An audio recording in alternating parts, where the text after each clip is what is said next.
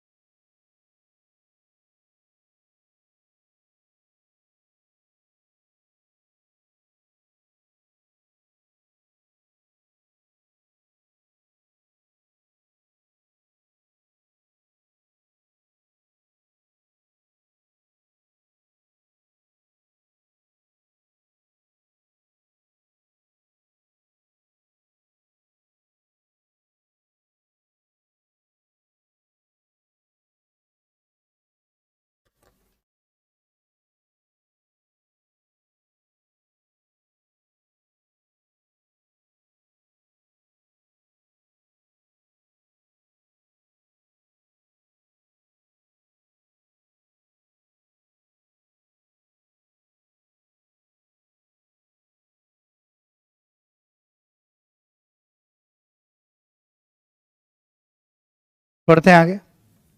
Question number 6, 7 number देखें।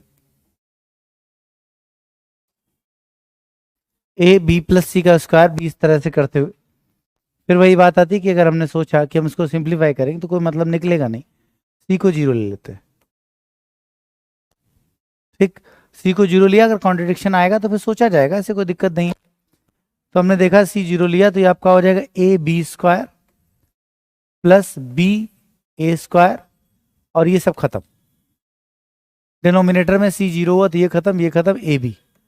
अगर यहां से ए बी कॉमन लेंगे तो रिजल्ट आएगा A plus B upon A B, ये खत्म। रिजल्ट क्या आया, ए प्लस बी, खत्म। ऑप्शन ए, अब वैल्यू लेने की जरूरत ही नहीं। तो चक्रीय व्यंजक के क्वेश्चंस को कुछ इस तरह भी सिंप्लीफाई किया जाता है कि पूरी वैल्यू भी नहीं लो, पूरी और पूरा सिंप्लीफाई भी मत करो, बीच का रास्ता अपनाओ, थोड़ी वैल्यू लो, थोड़ा सिंप्लीफाई करो। ठीक, आगे बढ़ते हैं। क्वेश्चन नंबर 7 के बाद क्वेश्चन नंबर 8। 8 नंबर लिखा है एक्स प्लस वाई दिया, वाई प्लस जेड दिया, इस तरह से दिया। अब क्वेश्चन ने जानबूझ के आपके सामने एक व्यवस्था तैयार की जिसमें ये ऐसा लगा कि ये कैसे सिंप्लीफाई हो जाएगा। ये अगर आप थोड़ा देखें तो अभी थोड़ी देर पहले मतलब कल की क्लास में ये पहला क्वेश्चन था। तो अगर आपको लगता है कि बहुत जल्दी और डायरेक्ट हो जाए तो ये तो तभी हो पाएगा जब आप उसको इसका फैक्टराइजेशन याद हो कि मतलब नहीं भैया हमें इस क्वेश्चन का जिसको हम सिंप्लीफाई करने जा रहे हैं 8 नंबर, हमें फैक्टराइजेशन ही याद है कि इसका factorization X plus Y, Y plus Z और जेड प्लस एक्स होता है, जो फालतू वाली बात है। अगर कोई इस तरह फैक्टराइजेशन कर करके याद भी करता है तो अभी उतना ट्रेंड नहीं आया है कि आपको फैक्टराइजेशन याद करना पड़े। तो मैं ये बिल्कुल नहीं कह रहा हूँ कि याद नहीं करना पड़ सकता। अगर कुछ फिक्स फैक्टराइजेशन बार बार पूछे जाने लगे तो मैं भी कहूंगा भाई इनको याद कर लो, बार बार पूछे जा रहे हैं। बट अभी नहीं है, ये फैक्टराइजेशन ऐसे बार बार नहीं पूछा जा रहा है, फैक्टराइजेशन हर बार नए आ रहे हैं। तो हर बार नए फैक्टराइजेशन के लिए तरीका सीखा जाता है, ना कि उनको याद किया जाता है। ठीक, तो यहाँ बिल्कुल सजेशन नहीं है कि आप इसको ये फैक्टराइजेशन याद होता तो ये आसान हो जाता, नहीं। अभी फैक्टराइजेशन याद करने जैसा केस नहीं पूछे जाते हैं।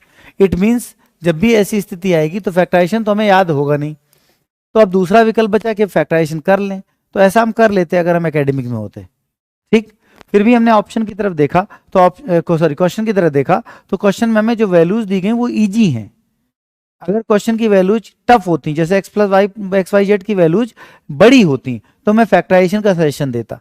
एग्जाम में भी होना तो उसको फैक्टराइज कर लेना और उसके बाद वैल्यू पुट करना। लेकिन यहाँ के सिनेरियो में एक्स वाई जेड की वैल्यूज स्मॉलर हैं, तो ऐसी कंडीशन में उनको पुट किया जा सकता निकाल करके। ठीक, तो यहाँ सजेशन ये जाएगा इस क्वेश्चन को सॉल्व करने के लिए कि अगर हमारे पास एक्स वाई जेड की 3 इक्वेशन और 3 वेरिएबल हैं तो ऐसी कंडीशन में अगर हम first plus second plus third जोड़ दें, अगर हम first plus second plus third जोड़ दें तो आपके पास x plus y plus z जोड़ने पर कितना आएगा, 6। अब अगर एक्स वाई रख दें तो जेड की वैल्यू 1, वाई जेड रख दें तो एक्स की वैल्यू 5 और जेड एक्स रख दें तो इसकी वैल्यू y की वैल्यू 0। अच्छी बात यह कि y 0 मिला, y 0 होने से काफी आसान पार्ट हो गया, जैसे ये खत्म हो गया, y के 0 होने से ये खत्म, ये खत्म, ये खत्म। x प्लस जेड, अब x प्लस जेड की वैल्यू कितनी है खुद दी गई है, बाकी रख सकते हो, दैट इज 6। और यहां बचा जेड एक्स, तो जेड और x की value Z into x that is 5, तो आंसर इज 30।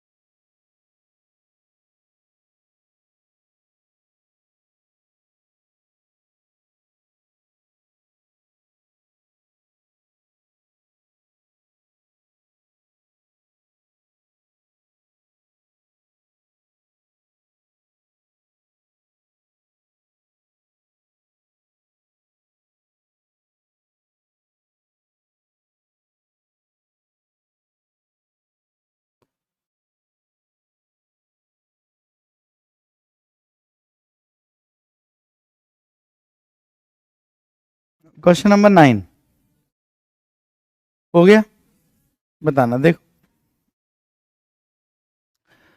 जैसे अगर देखा जाए तो अगर हम इसकी वैल्यू लेना स्टार्ट कर दें फैक्टराइजेशन के बिना, तो जेड की वैल्यू हमने मान लो फॉर एग्जांपल 0 ली। ऐसा नहीं कि जेड को ही 0 ले सकते, नेक्स्ट को भी 0 ले सकते हैं।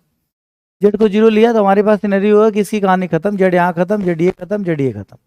तो रिजल्ट आया 2x plus Y and 2xy। मन हो तो इसका मल्टीप्लाई करो, फैक्टराइज करो, बट बाकी नहीं तो मत करो। जेड को 0 लिया तो सारे ऑप्शन में जेड जहां जहां था उसकी कहानी खत्म हो गई। अब अगर हम देखें तो ये आपका 2xy 2x प्लस वाई मिल रहा है, फिर इसका मल्टीप्लाई किया 2xy 2x प्लस वाई मिल रहा है, 2xy माइनस 2, ये वाला ऑप्शन खत्म हुआ। ये नहीं कि दो ऑप्शन कॉन्ट्राडिक्ट हो गए तो जो आपने मेहनत की वो बेकार चली जाए। जिन ऑप्शन में हम देख सकते हैं उनको देखे। फिर यहां देखा हमने माइनस में ए भी, तो ये ऑप्शन भी खत्म हुआ। तो अब हमारे पास बेसिकली दो ऑप्शन बचे जो जेड की वैल्यू 0 लेने पर कॉन्ट्रडिक्शन हो रहा है। बात आप समझ पा रहे हैं? जेड की वैल्यू 0 लेने पर कॉन्ट्रडिक्शन क्रिएट कर रहे हैं। तो इन दोनों में देखिए अंतर क्या है। इन दोनों में अगर हम देखते हैं तो एक्स वाई वाई अपनी जगह, जेड जेड अपनी जगह, जेड जेड अपनी जगह, 2x अपनी जगह। तो इनके 0 या कुछ वैल्यू होने से कोई फर्क ही नहीं पड़ेगा। यहाँ पर एक वाई और प्लस जेड है, तो अगर हम इनमें से वाई को 0 लेते हैं तो ये प्लस जेड ही माइनस जेड आएगा, ये अंतर क्रिएट करेगा। तो अब हम एक काम करते हैं, अभी हमने टू ऑप्शन के एलिमिनेशन में जेड को 0 लिया, अब हम वाई को 0 ले लेते हैं। एक्चुअली हुआ ये कि जेड जो हमने 0 कर दिया वही तो इन दोनों का अंतर क्रिएट करता था, और वही हो गया 0, तो उसने अंतर क्रिएट करने की बात ही खत्म कर दी। तो आपने क्या किया कि भाई हमने जेड को 0 नहीं लेके वाई को 0 ले लिया। अब जब वाई को 0 लिया तो वाई को 0 लेने पर ये खत्म, ये आपका खत्म, ये खत्म और ये खत्म। तो आपको यहां देखेंगे तो रिजल्ट क्या आएगा, 2x प्लस जेड और 2xz, है कि नहीं? तो जब यहां y 0 लिया तो ये खत्म हो गया, अब इसमें y यहां ये खत्म हो गया। अब अगर देखो ये तो कॉमन पार्ट हो गया, अब देखो 2xz x 2x plus Z और 2 माइनस, तो माइनस आ गया जबकि वहां तो प्लस आ रहा है, इसका ये ऑप्शन y 0 1 खत्म हो गया ऐसे। तो इस तरह दिमाग लगाकर सीधे 1 2 3 लिए बिना ही हम क्वेश्चंस के आंसर कर सकते हैं। ठीक, नोट कर लीजिए। मतलब नोट करने में खुद ट्राई करिए वैसे ही जो आपने किए, नोट क्या करो, उसमें कुछ है भी नोट करने लायक।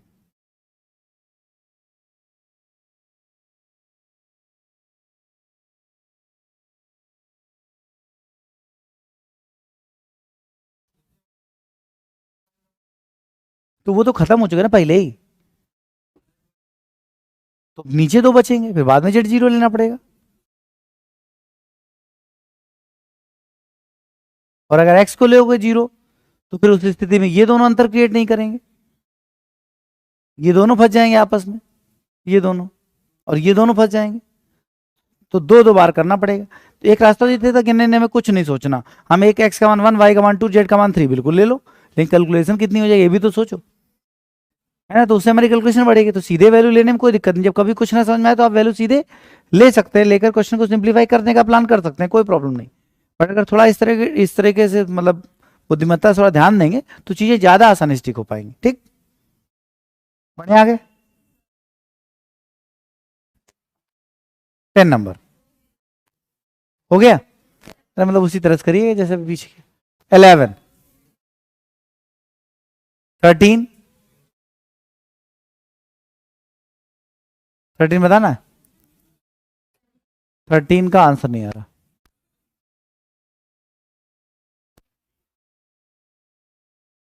कौन सा रहा? बी सबका कंफर्म, चलो ठीक। 14 देखो, 14 नंबर में ए प्लस बी दिया, बी प्लस सी दिया, अभी तो बताया जस्ट एक्स वाई जेड के फॉर्मेट में था, यहाँ एबीसी के फॉर्मेट में है। एक्स वाई एबीसी की वैल्यू निकाल लेंगे और उठा करके पुटअप कर देंगे, करके दिखाएं।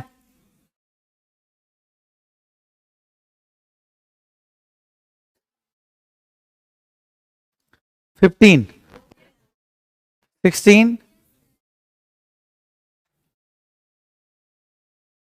देखिए यहां पर ए प्लस बी की वैल्यू 6 दी है, बी प्लस सी की वैल्यू 5 दी है, सी प्लस ए की वैल्यू 10 दी है। इन तीनों को ऐड कर दिया जाए तो आपका ए प्लस बी प्लस सी, जब 2a plus 2b plus 2c करेंगे तो आपका है कितना 21, तो आएगा 10.5। ए प्लस बी रखेंगे तो सी की वैल्यू आएगी कितनी 4.5, बी प्लस रखेंगे तो ए की वैल्यू आएगी 5.5, और सी प्लस ए रखेंगे तो बी की वैल्यू आएगी कितना 0.5। B plus A C plus ए 10 रखें तो ये तो आएगा। तो इस तरह हमारे पास एबीसी की वैल्यू निकल आई। अब दिक्कत ये होगी, आप सोच रहे होंगे इसको हम रखने जाएंगे तो कैलकुलेशन हो रही। तो अगर ऐसी कैलकुलेशन में आपको फंसने की दिक्कत लगे तो आप उस कंडीशन में आपके पास एक ही रास्ता बचता है कि आप उसका फैक्टराइजेशन करें, ठीक, या वैल्यू रखें। तो अगर वैल्यू रखना टफ लग रहा है तो फैक्टराइजेशन करना पड़ेगा, विकल्प कुछ नहीं, ठीक। तो फैक्टराइजेशन करने का हो जैसे, तो मल्टीप्लाई करा A B square plus A C square plus B C square plus B A square plus C A square plus C B square plus 2ab। अब फिर वही बात, चक्रीय व्यंजक का नियम, एक ही घटती घातों में लिखने पर, एक ही रिड्यूसिंग ऑर्डर में लिखने पर, तो ए आपका ए स्क्वायर वाले सबसे पहले आएंगे, तो ए स्क्वायर वाला यहाँ है, यहाँ है, तो आपका B A square plus C A square plus A B square plus A C square plus 2abc और plus B C square plus C B square, ठीक। सारे पद आ गए। अब फैक्टराइजेशन प्रोसेस में कर रहा है, तो ऐसी परिस्थिति में यहां से हमने ए स्क्वायर कॉमन लिया, तो बचा क्या बी प्लस सी, यहां पर प्लस ए कॉमन लिया, तो बी हाँ अगर समझ गए होंगे तो यहां से यहां तक में बी प्लस सी का होल स्क्वायर बन जाएगा, B plus C to the whole square. फिर यहां देखेंगे plus B C common, C plus A C plus B. अब अगर आप पूरे एक्सप्रेशन में देखेंगे तो B plus C common, A plus A और सी प्लस ए, बना के दिखाएं पूरा, ठीक। ये इसका फैक्टराइजेशन, मतलब इसके आगे जब बी प्लस सी ले लोगे तो उसे करके कल दिखाया था ना, उसी तरह एक फॉर्मेट बन गया, तो फॉर्मेट बना तो इसका ये फैक्टराइजेशन आ जाएगा। अब इसके नियम कहता है उठा वैल्यू रख दो, बट अगर ये फैक्टराइजेशन नहीं करने की इच्छा है तो वैल्यू ये वाली रखनी पड़ेगी।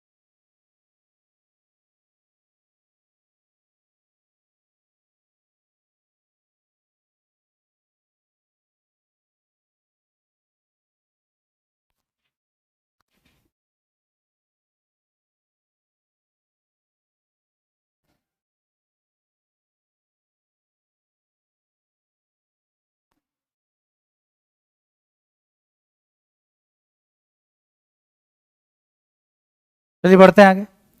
15 के बाद 16 number, A plus B plus C बराबर 11, A B plus B C plus C A दिया गया है। नियम ये कहता है कि फैक्टराइजेशन करो, है कि नहीं। और दूसरा नियम ये कहता है कि क्वेश्चन 2 है, वेरिएबल 3 है, तो सोचना चाहिए। नहीं समझे भाई, देखो बार बार मैं कह रहा हूं, शुरू से अलजेब्रा में कह रहा हूं, अलजेब्रा में रटी रटाई व्यवस्थाओं से नंबर नहीं पाए जा सकते, एकदम बिल्कुल दिमाग में रख लो। क्वेश्चन देखो, जो कुछ सिखाया गया सब कुछ इकट्ठा झोंक दो। अगर इक्वेशंस की संख्या है तो हमें उसको रखना पड़ेगा, कहीं ऐसा भी होता कि फैक्टराइजेशन करना पड़े, लेकिन फैक्टराइजेशन में नॉर्मली टाइम लगता है, इसलिए हम उससे बचने का ही प्रयास करते रहेंगे हमेशा। सिर्फ टाइम इशू है और कोई दिक्कत नहीं। पिछली क्लास में हमने कहा था कि सिर्फ टाइम ऐसा इशू है कि अगर टाइम फैक्टराइजेशन में टाइम लग ही जाएगा, और खासकर जब टाइम प्रेशर होता है तो हमें नहीं समझ में आता कि कौन सा पद किसके साथ पेयर बना रहा है। अभी तो हमको समझ आ रहा है कि ए स्क्वायर वाले पहले लिख रहे हैं, ये चक्री व्यंजक है ना। कभी होता है कि मिड इज, सच तो ये है कि उस टाइम प्रेशर में क्वाड्रेटिक इक्वेशन के मध्य पद को तोड़कर फैक्टराइजेशन नहीं होता कई बार, मतलब वो 3 प्लस 3x प्लस 2x लेके बन जाएगा, ये नहीं याद आता है। ठीक है, तो बोला 2 2 जा 6, बस अब तो पूरा पेपर निपट जाएगा और 2 2 जा 4 नहीं होगा, वो 6 ही रहेगा। ठीक, तो इसलिए ट्राई इसलिए किया जाता है कि हम क्वेश्चन को ऐसे हर बार टैकल करने का ट्राई करेंगे कि हमसे इस तरह की गलतियां हो ही ना। जैसे ऑप्शन से चीजों ज्यादा से ज्यादा उठाने का प्रयास, क्वेश्चन को बीच में छोड़ करके ऑप्शन की तरफ देखना, इससे होता है कि एक्यूरेसी बिल्कुल सही रहती। जब आप गलत वालों को काट रहे होंगे ना, कभी सही वाला गलती से कहते हैं एलिमिनेशन इंपॉर्टेंट है, सिलेक्शन इंपॉर्टेंट नहीं। ये कोई नियम नहीं है, ये करते करते आपको सिखाया जा रहा है। एलिमिनेशन इंपॉर्टेंट, ऑप्शन कट करो, गलत वाले जब कट जाएंगे तो सही वाला अपने आप बच जाएगा। क्वेश्चन हमने देखा कि इसको डिमांड ही कर रहा है फैक्टराइजेशन की, क्लास 7th में तो इसका प्रॉपर फैक्टराइजेशन करते, फिर फॉर्मेट बनाते, प्रॉपर करते, कोई दिक्कत नहीं, 2 पन्ने में जाए। यहाँ जगह और समय दोनों कम है, इसलिए हमें ये देखना है। तो हमारा बेस रूल आया क्या कि इक्वेशंस की संख्या कितनी है, 2, वेरिएबल कितने हैं, 3, कोई स्पेशल कंडीशन है नहीं, है कि नहीं। इसका स्पेशल कंडीशन लास्ट क्लास में जो फॉर्मेट बन जाते हैं, ये मत सोचिए कि भैया हमें कैसे पता, करते करते आपको क्वेश्चन दिखेगा कि ये स्पेशल कंडीशन बना रहा है। ठीक, तो वो क्वेश्चन ही लगाते हैं कि हमें पता है कि इस टाइप के क्वेश्चन स्पेशली फॉर्मेट बनाते हैं जिसमें इक्वेशंस की शॉर्टेज होने के बावजूद भी वैल्यू निकल आती है। अब यहां पर हमने देखा तो हमने कहा देखो ऐसा है, सी को हम 0 ले लें, सी से कोई स्पेशल दुश्मनी नहीं है। आदत है एबीसी, तो सी 0 ले लो तो ए भी बचेंगे, तो ए बी के साथ हम काम करते रहेंगे, बस आप ए भी 0 ले सकते। सी को 0 लिया, सी खत्म, सी से ये सब खत्म। ठीक, सी से ये कहानी खत्म, ये खत्म, ये तो पूरा ही खत्म। तो आपका आया A B A plus B, इतना बचा। तो हम दोनों तरफ टारगेट कर रहे हैं, एक्सप्रेशन पर भी मतलब इक्वेशंस पर भी और पूछे गए एक्सप्रेशन पर भी। यहां पहुंचे, हमने देखा तो ए प्लस बी की वैल्यू 11 और ए बी की वैल्यू 20, समस्या ही खत्म। 20 into 11 answer is 200।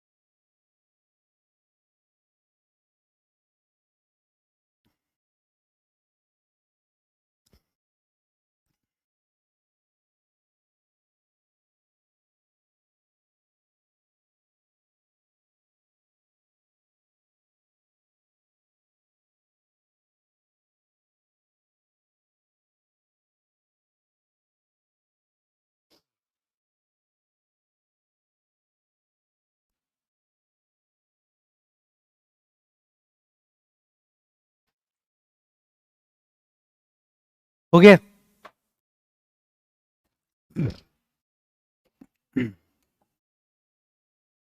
Question number 7,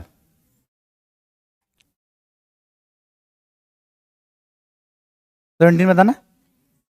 देखो इक्वेशन का केस है, सिंप्लीफाई करवाना चाहता है, तो ऐसी परिस्थिति में 1/y माइनस एक्स का whole square plus 1/z minus x का whole square plus x minus y का होल स्क्वायर, इस तरह हमसे देख रखा। अब अगर हम इसका फैक्टराइजेशन पे सोचते हैं कि फैक्टराइजेशन इसका किया जाए, तो फिर वही समस्या, डिफरेंट डिफरेंट समस्याएं फंस जाएंगी। कि हम सॉल्व करना स्टार्ट करें, बेटर होगा कि आप एक बार जेड को 0 लीजिए। जेड को जैसे 0 लिया तो 1/y square plus 1/x square plus 1/x minus Y to the whole square. यहां तक पहुंचे, हम ऑप्शन की तरफ भी टारगेट कर रहे हैं। जैसे जेड को 0 अगर ले लें तो ये नॉट डिफाइंड हो जाएगा, ये थोड़ा खतरा है। जब कोई ऑप्शन नॉट डिफाइंड होता है तो उस परिस्थिति में थोड़ा सा रिस्क होता है कि अगर वही ऑप्शन जो कि नॉट डिफाइंड हो गया, अगर वो आंसर हुआ तो मामला फंस जाएगा। ठीक, तो गलत हो जाएगा। तो हम इतना रिस्क अभी लेके फिलहाल चल रहे हैं, लेकिन हमने यहां देखा कि यहां पर ये y माइनस जेड, ये किसी भी स्थिति में ये तो नहीं आएगा, तब ये इसके बराबर तो नहीं हो सकता। आप सोचो ना एक बार कि स्क्वायर लगे हुए, स्क्वायर लाओगे कहां? स्क्वायर तो कहीं है ही नहीं, दूर दूर तक स्क्वायर नहीं, तो स्क्वायर कहां से लाओगे? तो ये पॉसिबल नहीं। अगर हम इसको मल्टीप्लाई कराते, मान लो इसका जनरल स्क्वायर खोलते, तो भी ना आता हमारे पास वहां से। यहां पर ये बचा और ये बचा। अब जब यहां देखते हैं तो हमारे पास जेड जिसको 0 रखने पर ये और ये 0 हो गए, सॉरी ये और ये 0 हो गए। अब इसका स्क्वायर ओपन किया जाए तो 1/y² plus 1/x² plus 1/x-y का होल प्लस 2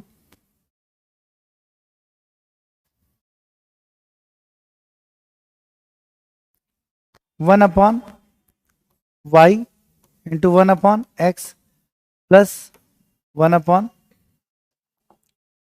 माइनस में आएगा ऊपर से ना। चलो कुछ और वैल्यू लेते हैं, ऐसे फैक्टराइजेशन हो नहीं रहा। ठीक, x y z 3 2 1 या 1 2 3 1 2 और 3 इसमें रखो, कितना है 9/4। अब इन सब की वैल्यू एक एक कर रखो। इसमें 9/4 तो नहीं आएगा, ठीक। यहां रखा 1/3 9/4। अब 2 बचे, यहां रखो 9/4 आ रहा है, बस यही सही, इससे आएगा नहीं। ठीक है,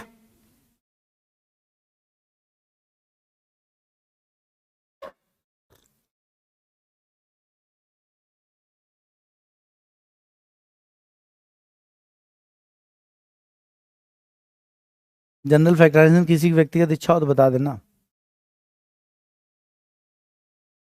अरे मान लो चलो नहीं समझ में आया, हम जनरल फैक्टराइजेशन करना कैसे करेंगे तो बता। इसको जब इसको जब सोचने जाएंगे तो ये जनरलाइज फैक्टराइजेशन होगा, a plus B plus C के होल स्क्वायर का फॉर्मेट बनेगा। देख लो, समझ में आ गया ना क्वेश्चन। अब देखो कैसे करेंगे, अगर जनरली करना हो तो, करना ना नहीं होगा बोलने दी जाते हैं। देखो हमने क्वेश्चन देखा तो 1/ हमारे पास क्या आया, y माइनस जेड का स्क्वायर। तो जब y माइनस जेड का होल स्क्वायर आया तो इसका मतलब ये हुआ कि y माइनस जेड का square plus 1/z minus x का whole square plus 1/x minus Y to the whole square. अब यहाँ पर अगर इसको हमें इन सब का होल स्क्वायर बनाना है, मतलब ये हमें पहले ही पता होना चाहिए कि हमें होल स्क्वायर बनाना है, ठीक। तो ऐसी परिस्थिति में 2 into 1/y minus Z into 1/x plus 1/z minus X into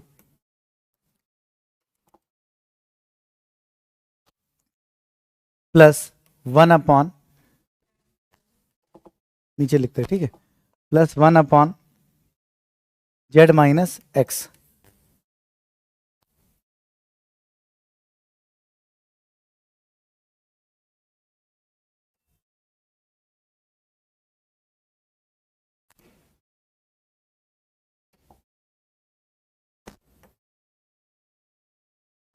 ठीक है,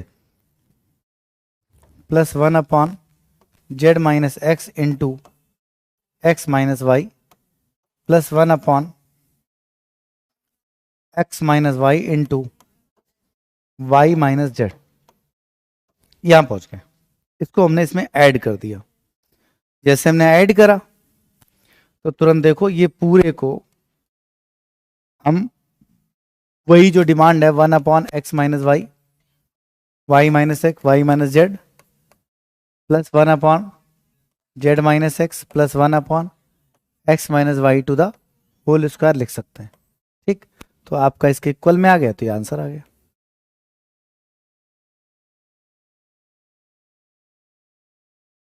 तो जोड़ा तो घटाया क्यों नहीं, है ना, बस। अब देखो एक्चुअली जोड़ा तो घटाया इसलिए नहीं क्योंकि जब आप इसका एलसीएम लोगे तभी 0 आ जाएगा, तो हमने कुछ एग्जैक्टली जोड़ा ही नहीं। इसका एलसीएम लो,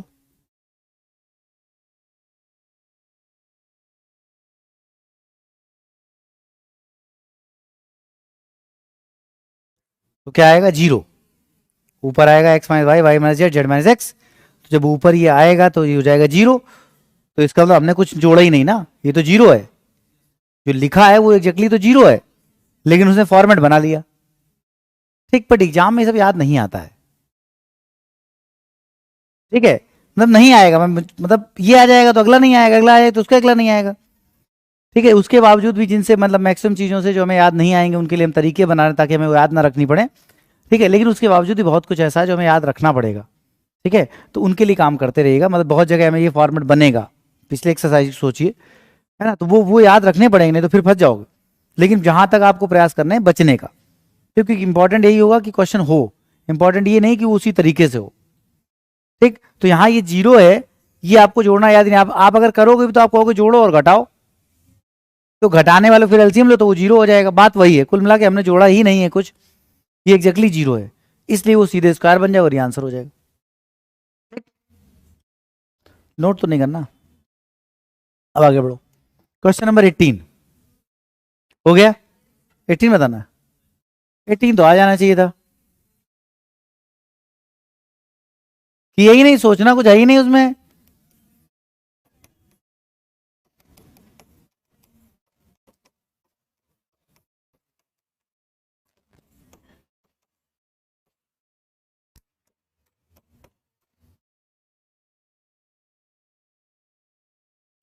नाइनटीन बताना है।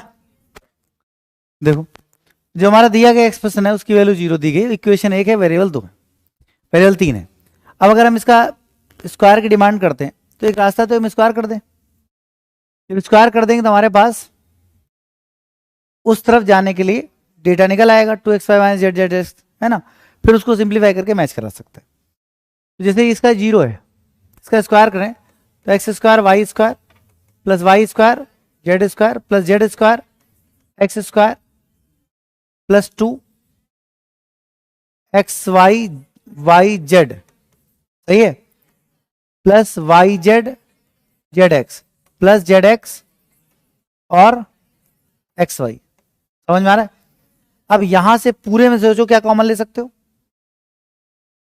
ये ऐसे ही करना चाहिए, मतलब इसमें नहीं कि हम स्क्वायर करेंगे, नहीं तो नहीं होता है। अब आप जबरदस्ती वैल्यू ले रहे होगे, कोई क्वेश्चन स्क्वायर होकर सीधे हिट हो सकता है, वैल्यू वैल्यू अप्रोच बिल्कुल सही ले सकते हो, वैल्यू अप्रोच बिल्कुल ले सकते हो, लेकिन इस क्वेश्चन को तो सीधे स्क्वायर करके सॉल्व किया जाता है, तो ये स्क्वायर कर लिया। अब यहां देखो क्या कॉमन ले रहा है, एक्स वाई जेड कॉमन मिल रहा है, तो क्या बचेगा यहाँ, वाई, यहाँ क्या बचेगा, यहाँ क्या बचेगा, एक्स बराबर 0, और ये अपने आप जगह है ही मान लो, और ये उधर चला जाएगा, तो बस माइनस, तो आंसर नंबर ए।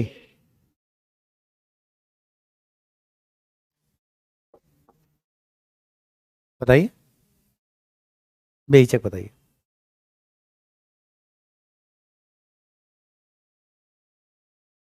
स्क्वायर थोड़ी ना है, एक प्लस एक माइनस भी तो हो सकता है। टू नंबर का, टू रियल नंबर्स का मल्टीप्लाई करने पे 0 आता है, ऐसा तो कहीं नहीं लिखा है। ठीक है, स्क्वायर वाले केस में 0 कह पा रहे थे, यहां पे तो ये भी हो सकता है कि मतलब इसका मान 1, इसका 2, तो 2 आया। ठीक, इसका मान -1, इसका 2 और जेड का मान -1, तो भी तो 0 हो जाएंगे, 0 होना जरूरी थोड़ी ना है।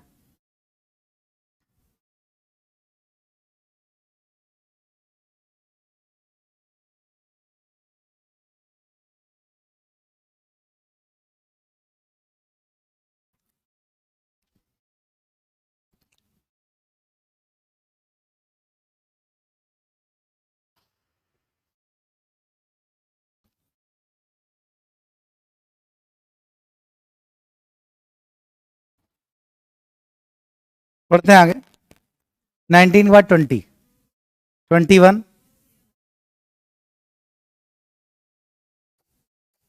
21 नंबर क्वेश्चन, एक्स बराबर बी प्लस सी वाई बराबर सी प्लस ए जेड बराबर समथिंग, तो आप इसका मान दो, X cube Y cube Z cube ऐसे करते हुए।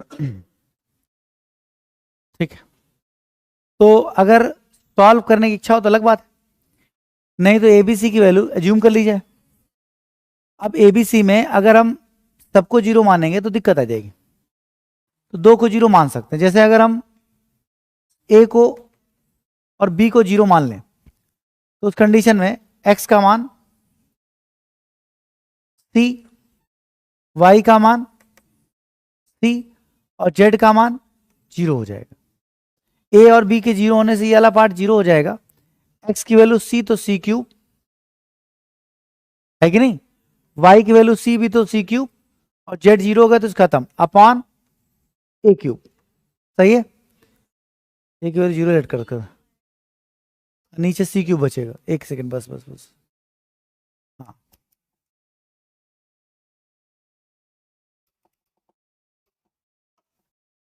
ये कट जाएगा, ये खत्म हो जाएगा, सी बचेगा, दैट इज सी क्यूब। तो रिजल्ट क्या आएगा? 2c³ अपॉन सी क्यूब। सॉल्व करके सी क्यूब आ गया, 2 आ गया। हमने कहा देखो a 0 तो ये 0, b 0 तो ये भी 0, ठीक है, z 0 इसलिए ये 0, ये भी पूरा 0, ये भी 0, ये 1 है, ये 2 है, ठीक। तो ये खत्म हो गया, कॉन्ट्रडिक्शन भी नहीं हुआ। भाई ये नॉट डिफाइंड थोड़ी ना है, 0 आए हैं तो ये नहीं पॉसिबल है, ये भी नहीं पॉसिबल है, 2 आंसर। ऐसे जल्दी किया जा सकता है? नहीं आया।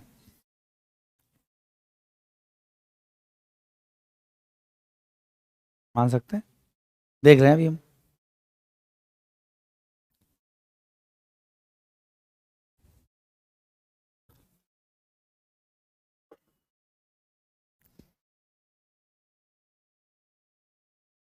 कहें, बताइए।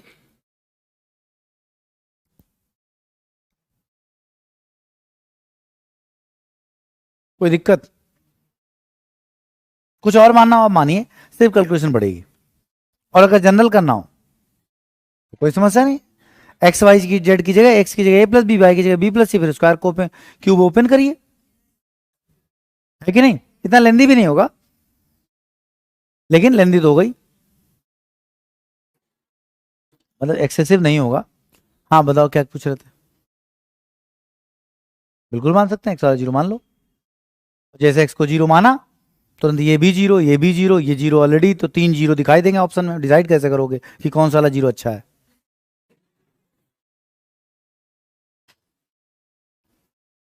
नहीं समझे? समस्या समझ रहे हो? 0 मानने में कोई प्रॉब्लम नहीं। जैसे आपने किसी को भी 0 माना तो ये भी 0, ये भी 0, ये भी 0, 3 0 दिखाई दे रहा, कौन 0 अच्छा कैसे डिसाइड कर पाओगे? फंस जाओगे। इसी को कहते हैं कॉन्ट्रडिक्शन, इसीलिए तो मैंने नहीं 0 माना। क्वेश्चन के साथ साथ ऑप्शन पे वैल्यू अप्रोच करते समय क्वेश्चन के साथ साथ ऑप्शन पे नजर रखनी पड़ेगी। अगर ऑप्शन कांस्टेंट है तो कोई निश्चिंत रहिए, कोई दिक्कत नहीं आएगा। लेकिन अगर ऑप्शन में वेरिएबल और कांस्टेंट दोनों हैं तो कॉन्ट्रडिक्शन की दिक्कतें आती हैं। जो आप 0 सोचने 0 करके निपटा देंगे तो एग्जामिनर में सोचा हो कहीं 0 निपट ना जाए, तो उसने इसी तरह का ऑप्शन बनाया कि वो 0 निपटेगा नहीं। अब करो दिमाग लगा, ये है। और बताओ, वो ले सकते हैं, 1 2 3 ले सकते हैं।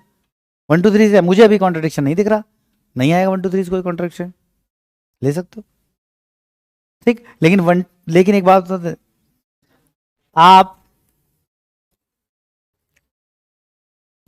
अभी तक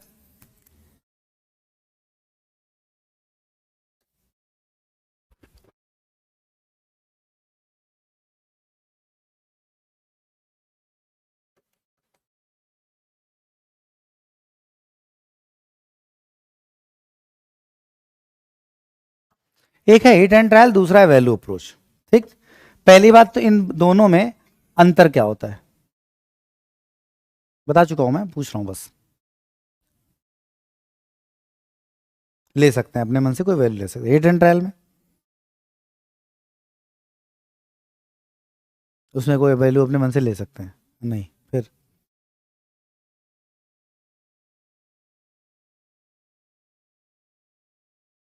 बैठिए, बताइए।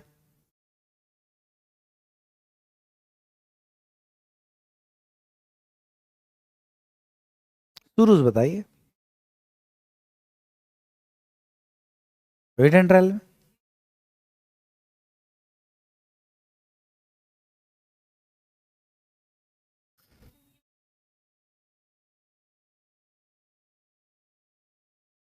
सेटिस्फाई करानी चाहिए, बैठ जाइए।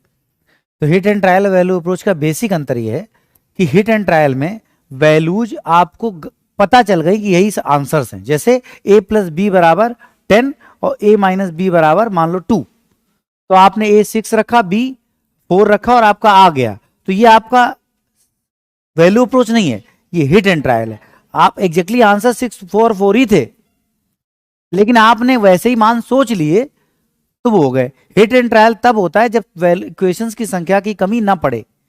जब इक्वेशन की संख्या सफिशिएंट हो और हमारा इक्वेशन सोल्यूशन दे सकने में सक्षम हो। a प्लस बी बराबर 10, a माइनस बी बराबर 2, a और b की वैल्यू सॉल्व की जा सकती है, ठीक, क्योंकि 2 इक्वेशन 2 वेरिएबल अवेलेबल हैं, तो ऐसी कंडीशन सॉल्व किया जा सकता है। फिर भी अगर आपने बिना सॉल्व किए वैल्यू रखी और आपका काम बन गया तो इसको हिट एंड ट्रायल कहते हैं। ये प्रैक्टिस पे डिपेंड करता है, इसका कोई नियम नहीं है। तो आपको 6 4 याद आ रहा है, बगल वाले को नहीं याद आ रहा, वो कह रहा हम सॉल्व करेंगे दोनों इक्वेशन 1 प्लस इक्वेशन 2, ए का मान 6 आया, बी का मान 4 है, ये डिपेंड करता है पर्सन टू पर्सन। ठीक है, प्रैक्टिस से धीरे धीरे कई बार कुछ जनरलाइज वैल्यूज होती हैं वो सबके दिमाग में अचानक ही 1 1 रखने पे सॉल्व हो रहा है, तो this is hit and trial. Try भी किया जाता है, बहुत सारे क्वेश्चन कई बार एग्जाम्स में आते हैं जिनमें आप लगे रहो, वो एग्जैक्टली हिट एंड ट्रायल बोलते कि 1 1 से आ रहा है, और बाकी सॉल्व करोगे तो पता 1.5 पन्ने का सोल्यूशन है उसका। एग्जामिनर भी सोचा तो इतना हिट एंड ट्रायल तो सबको आना चाहिए कि 1 रखने से क्वेश्चन बन रहा है, ठीक। तो इस तरह के प्रश्न भी देखने में संख्या बहुत कम है लेकिन देखने को मिलते हैं। तो ये हिट एंड ट्रायल है जिसमें इक्वेशन अपना सोल्यूशन देने में सक्षम है, वो पॉसिबिलिटीज पे जाना नहीं चाहती, तब हम हिट एंड ट्रायल का प्रयोग करते हैं, जो कि स्टूडेंट टू स्टूडेंट करता है, किसी को याद आया किसी को नहीं याद आया। हिट एंड ट्रायल का ऑप्शनल सोल्यूशन प्रॉपर सोल्यूशन होता है जिसमें इक्वेशंस को सॉल्व करके वैल्यूज निकाली जाती हैं, ठीक। तो वो किसी के ऊपर बॉन्ड नहीं है कि ऐसे करो, याद आए तो ठीक, नहीं तो सॉल्व करो।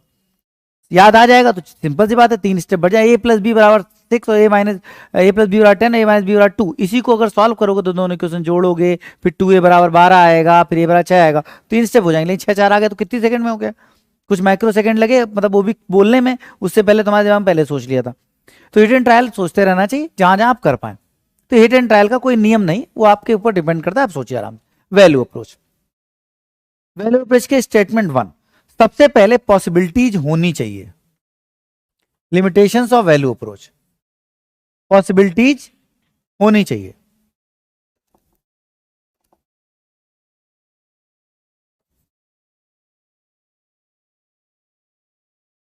ठीक।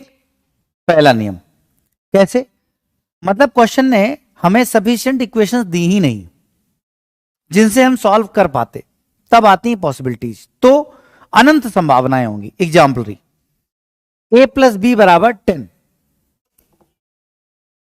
अब इसमें अगर ये कोई क्वेश्चन फ्रेम करता है और कुछ नहीं दिया जाता तो a और b के अनंत संभावनाएं हैं, 1 9.1 9.9 एसेट्रा एसेट्रा एसेट्रा एसेट्रा, अनंत संभावनाएं। इसीलिए सबको छूट है, कोई 1 और 8 9 मानेगा, कोई 2 और 8 मानेगा, कोई 5 5 मानेगा, कोई कुछ मानेगा, सभी को छूट है। क्यों? क्योंकि उन अनंत संभावनाओं से बाहर तो कोई जा ही नहीं पाएगा। सभी की सोचे गए मान वैल्यूज उन्हीं अनंत संभावनाओं में कहीं ना कहीं आ जाएंगे, इसलिए वो आपके ऊपर छोड़ दिया जाता है, ठीक। बट सलाह ये दी जाती है कि आप छोटी वैल्यू लेट करेंगे तो आसान रहेगा। जैसे इसमें कहे a प्लस बी बराबर 10, तो कोई कह रहे हैं a का मान 1,10,010 और b का मान -1,00,000, तो आएगा 10, ठीक। लेकिन समस्या बढ़ गई ना, तो कहने मतलब छोटी वैल्यूज लेने की सलाह दी जाती है जिससे हम सिंप्लीफाई कर सकें। तो पहली कंडीशन पॉसिबिलिटी होनी चाहिए। इसका सबसे सरल तरीका चेक करने का कि इक्वेशंस की शॉर्टेज होनी चाहिए। जितनी इक्वेशन उतने वेरिएबल होने पर सॉल्व होता है, तो इक्वेशंस उससे कम होंगी। दो इक्वेशन जो एक इक्वेशन 2 वेरिएबल, अब सॉल्व नहीं हो पाएगा, तो हम उस कंडीशन में पॉसिबिलिटीज के किसी एक पॉसिबिलिटीज को उठा लेते हैं। वैल्यू अप्रोच पॉसिबिलिटीज लेते समय जितनी इक्वेशंस की शॉर्टेज होगी, जितनी इक्वेशन शॉर्ट होंगी, उतने मान ही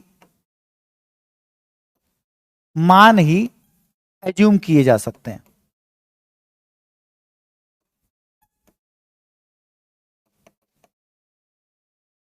ठीक।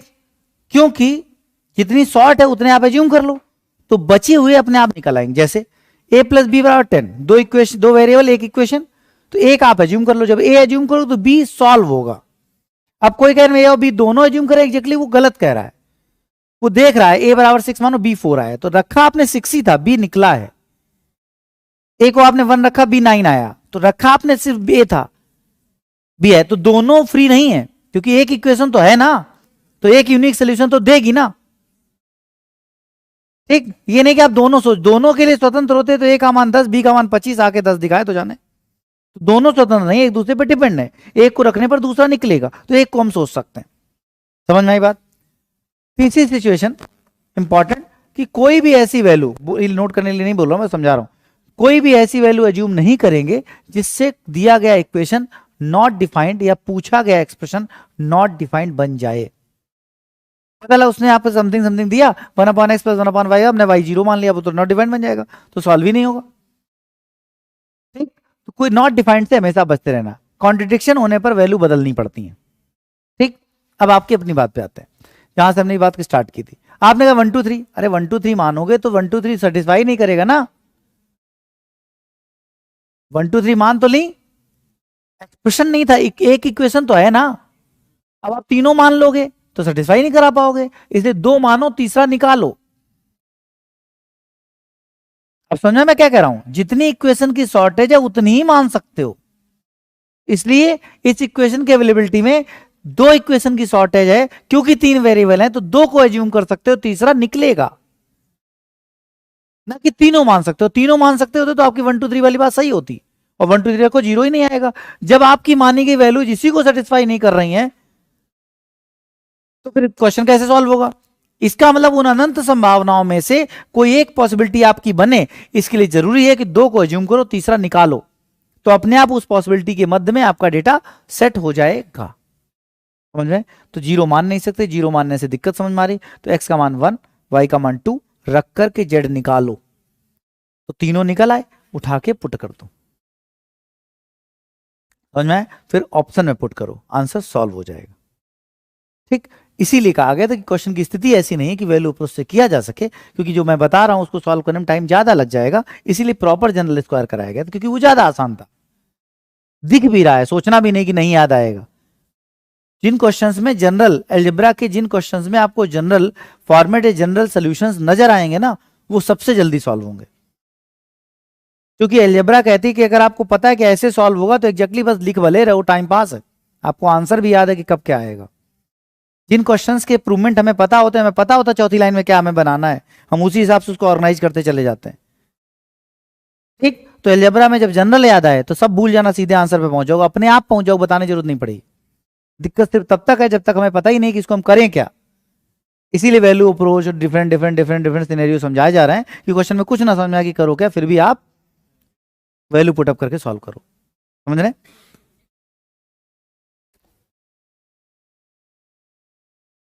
22 हो गया, 23, 4,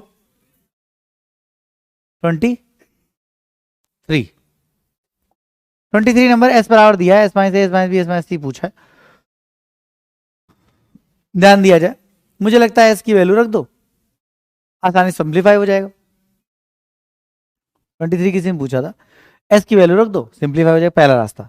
अगर नहीं समझ में आ रहा हो कि नहीं बन रहा है तो कुछ मत करो, ए बी सी की वैल्यू 1 2 3 मान लो, क्योंकि इक्वेशन कितनी है, एक वेरिएबल कितने हैं, 4, इसलिए 3 को मान सकते हैं। एस भी तो एक वेरिएबल है, एबीसी को माना, एस निकला, एबीसी को माना, एस निकला। अब आप क्वेश्चन रख दो, ऑप्शन रख दो। समझ में आया? और जनरल करना है तो रखना पड़ेगा वैसे पूरा।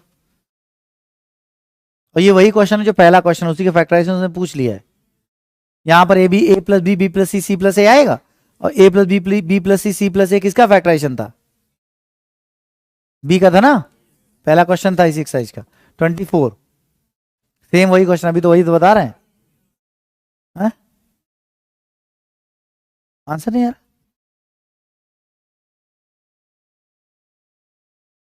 इसको कॉन्ट्रडिक्शन कहते हैं। तो फिर क्या करेंगे, वैल्यू चेंज करके वापस आएंगे, तो वैल्यू चेंज करिए और वापस आइए। ये तो एबीसी को 1 मान लिया, इसका मान 3 आ गया, ठीक है।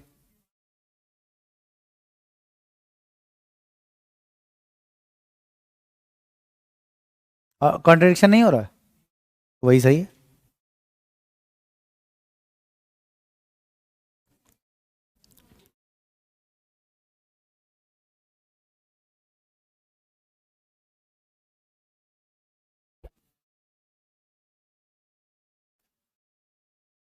ए बराबर बी बराबर सी बराबर 1 ले लिया, एस का मान 3 आ गया, यहां पहुंचे A square 1, S minus A that is 2, सही है। Plus 1 s minus B that is 2, और ये आपका 1 और ये आपका 2, तो कितना आ गया 6। सही है। अब बी वाले में आपने रखा तो 2 2 2, इसको तो 8 कहते हैं।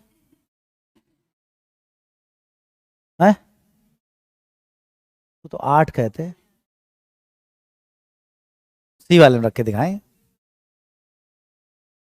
एस माइनस ए, तो ये आपका 3 3 माइनस 1 2, फिर 2 फिर 2 माइनस 2 6 आ रहा।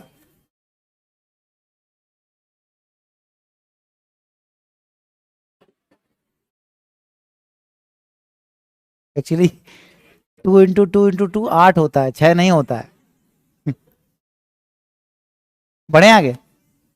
देखो वैल्यू अप्रोच पे जितना संशय हो, जो भी डाउट लग रहे हो, खूब पूछ लो, खूब डिस्कस कर लो, क्योंकि यही वो तरीका है जिस पर कॉन्फिडेंस बनकर वो सवाल भी सॉल्व हो सकते हैं जिनका जनरल आप नहीं बना पाओगे। इसलिए आपको पुश किया जा रहा है कि आप इसको सीखो, क्योंकि अगर आपको भरोसा ही नहीं होगा वैल्यू अप्रोच पर तो आप कभी नहीं कर पाओगे। समझ रहे मेरी बात? कॉन्ट्रडिक्शन होगा, वैल्यू चेंज करके वापस आओगे, ठीक, और फिर भी आंसर आएगा, और बुक में नहीं आएगा तो या तो क्वेश्चन गलत है या आंसर गलत है।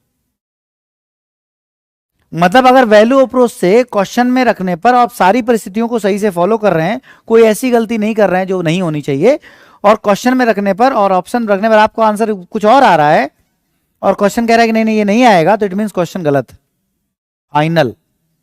क्योंकि जितनी भी प्रूवमेंट्स है, मतलब अगर ये इसके बराबर ये है तो this is a identity, this is a formula, ये एग्जैक्टली प्रूवमेंट है ना, इसके बराबर ये सिद्ध करो, तो जो लेफ्ट से आएगा वो उसी वैल्यू पे राइट से आएगा ही आएगा।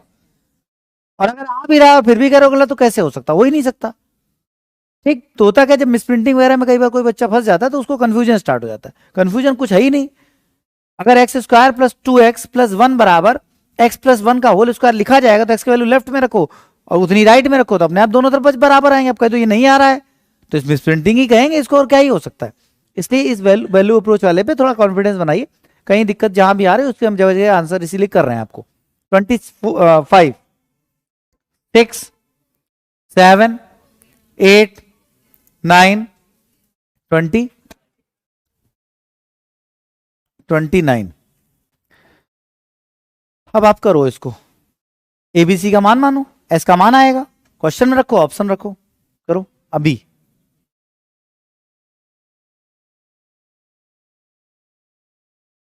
वन वन वन ले लो तो फंस जाओगे, कई जगह जीरो आएगा, फिर तो टू टू ले लो।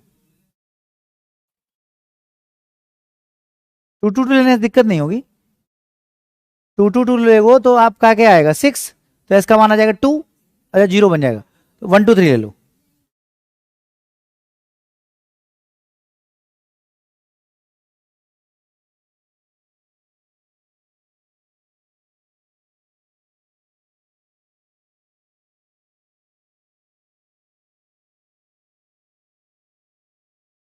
अरे कुछ भी लो, कॉन्ट्रडिक्शन ही हो रहा ना, कोई बात। नहीं हो रहा है। चलो ए की वैल्यू 1, बी की वैल्यू 2, सी की वैल्यू 3, एस बराबर 2। जब एस बराबर 2 लेंगे तो जब एस माइनस बी पहुंचेंगे तो 0 नहीं आ जाएगा, और 0 आने पर फिर आपके ये वाला ऑप्शन और ये वाला ऑप्शन फंस जाएगा, क्योंकि ये भी 0 आएगा। तो किसी भी स्थिति में वैल्यू ऐसी नहीं होनी चाहिए, ठीक। तो आप मानो ए का वैल्यू 1, बी की वैल्यू 4 और सी की वैल्यू 5, ताकि हमारा मतलब दिक्कत ना रहे। 10/3 आएगा मान लो, है ना, या मान लो आप, क्योंकि अब देखो 7 मान लो, आप जैसे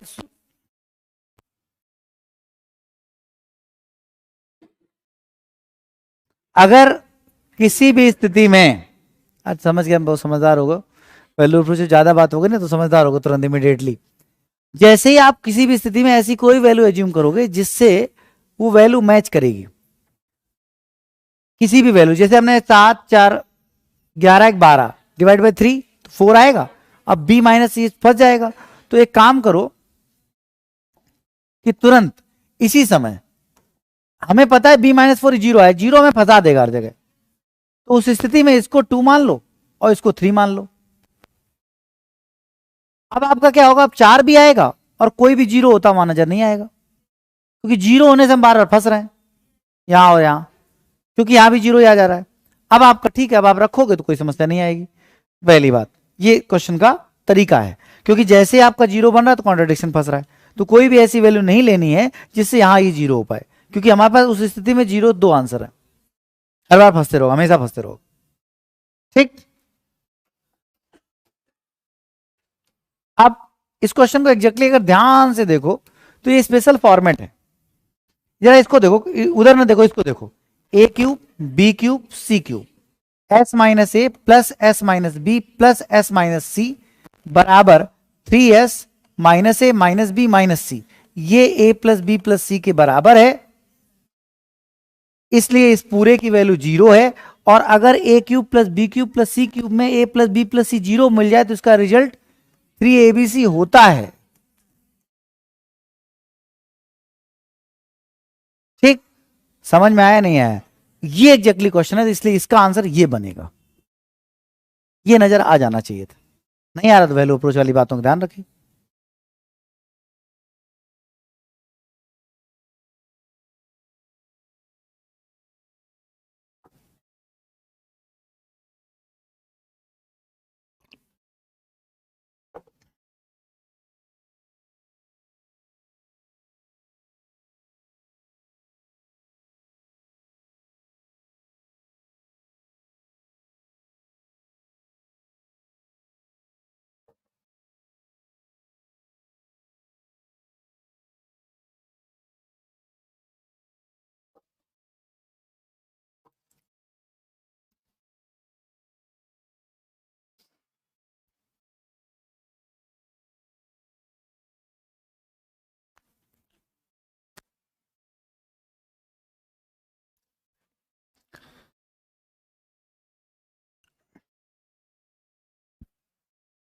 तो 22 में क्या समस्या आ गई?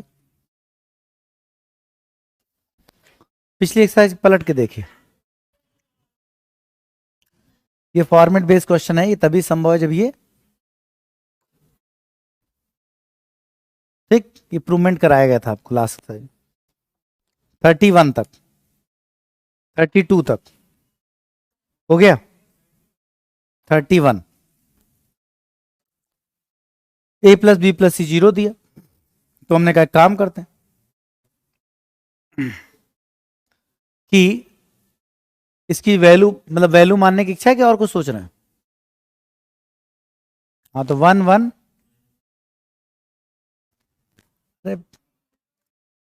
1 1 माइनस 2 1 1,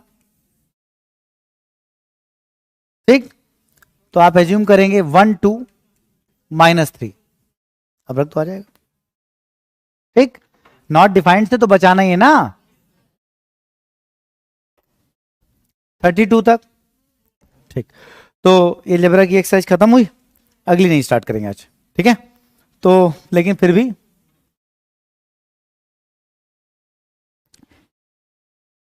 एफ एफ एक्सरसाइज में ऐसा कुछ स्टार्ट करने लायक है नहीं, ठीक है। ये सब जो ए और बी कॉम्बिनेशन था, फिर सी डी ई एफ, ये सब एक जैसी एक्सरसाइज है, ठीक है, बट अलग अलग फॉर्मेट को स्पेशलाइज एक एक एक्सरसाइज में डिस्कस किया जा रहा है। तो एफ एक्सरसाइज इसी कंटिन्यूएशन में आप आगे सॉल्व करेंगे। साफ साफ देखिए, 1 2 माइनस 3 उठा कर रख दो answer. Equation 1 variable 3 value assume की जा सकती है। जनरल करना है, जनरल करना तो सी को उधर ले जाओ, ए को उधर ले जाओ, बोथ साइड स्क्वायर करो, फिर पुट करो तो जनरल बनेगा। बट जनरल नहीं याद आ रहा तो वैल्यू अप्रोच से क्वेश्चंस को किया जाता है, इसी पॉइंट ऑफ व्यू से पूछे भी जाते हैं, उसी पॉइंट ऑफ व्यू से सॉल्व भी किए जाते हैं, ठीक। तो एफ एक्सरसाइज में सिखाने लायक कुछ है नहीं, तो आप अटेम्प्ट करके आएंगे, तो नेक्स्ट एक्सरसाइज में इसके आगे कॉन्टिन्यूसली डिस्कस करेंगे। आ जाइए तक। Okay, group 12।